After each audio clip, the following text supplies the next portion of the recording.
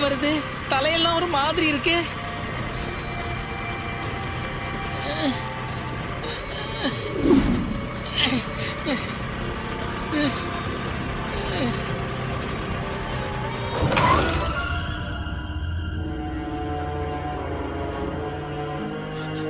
ஐயோ,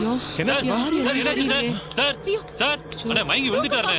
கொஞ்சம் தண்ணி எடுத்துட்டு வாங்க. சார் சார் சார் சார் எந்திரிங்க. இந்தாப்பா தண்ணி தெளி. சீக்கிரம் தெளிங்கப்பா. சார் சார் சார் ஐயோ பாவமா இருக்கு. அப்பா இவரை முதல்ல ஹாஸ்பிடல் கொண்டு போலாம்பா. அண்ணா கொஞ்சம் இருங்க. போன் கிடக்குதுண்ணே, முதல்ல உங்க வீட்டுக்கு தகவல் சொல்லிடுவோம்.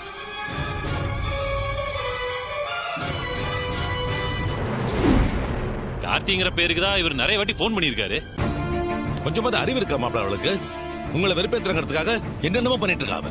பெத்த பொண்ணுங்களோட பார்க்காம இன்னொரு கல்யாணம் பண்ணி வைக்கிறாளாம். அண்ணா கட்டி அறிவு கட்ட ஜென்மம். என்கிட்ட சவால் விட்டதுக்காக என்ன பண்றோன்னே தெரியாம பண்ணிட்டு இருக்காங்க மாமா.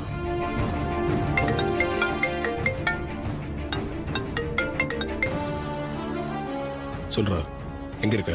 ஹலோ சார், இந்த போன் வச்சிருக்கிறவரு ரோட்ல மயங்கி விழுந்து கிடக்குறாரு சார்.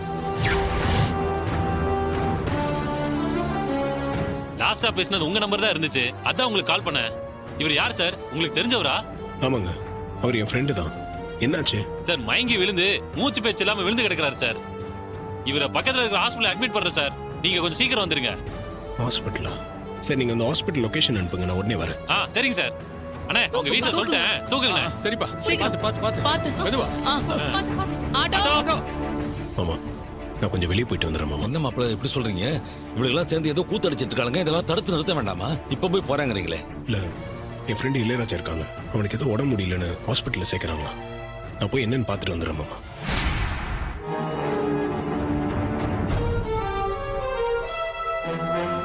சகல, நான் வேணா போயிட்டு வரப்பா, நீ இங்க இருப்பா. இல்லங்க, அதெல்லாம் எதுவும் வேண்டாம். என்னங்க இப்படி முக்கியமான சமயத்துல நீங்க வெளியில போயிட்டா எப்படி? நீங்க யாரும் டென்ஷன் ஆக வேண்டாம். என்ன தவிர ரேவதி வரல, வேற யாரும் மோதிரத்தை போட முடியாது. யாரும் கவலைப்படாதீங்க. நான் போயிட்டு வந்துடுறேன் மாமா. பாருங்க. சரிப்பா. மாப்பிள்ள வேற அவசரமா கிளம்பிட்டாரு. இப்ப என்ன பண்றதுன்னு ஒன்னும் புரியலையே. கவலைப்படாதீங்க மாமா, சகல சொன்ன மாதிரி வந்துடுவாரு.